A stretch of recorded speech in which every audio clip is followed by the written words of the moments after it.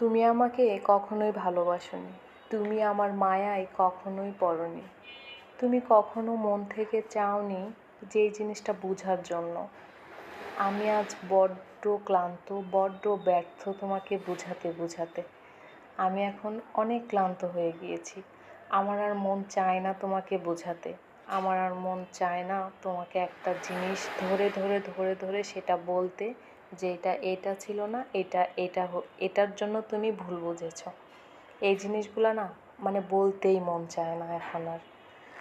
এত বেশি বলেছি, এত বেশি কথা শুনেছি যে আর এগুলো বোঝাতে মন চায় না।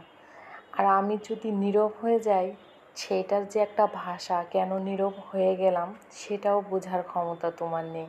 আসলে দিন শেষে দেখলাম এই সম্পর্কের কোনো নামই নেই। দুজনের যে সম্পর্কটা, এই সম্পর্কটার কোনো নামই নেই। এতদিন যা ছিল সব এমনি এমনি। মেনে নিতে পারলে সব ঠিক, মুখ খুললে সব কেমন জানি বেঠিক হয়ে যায়। আসলে এইভাবেই জীবন চলে, ধুকে ধুকে অনেক জীবন এইভাবেই চলতেছে। আসলে চাওয়া পাওয়া সব পূর্ণতা কখনোই পাওয়া যায় না।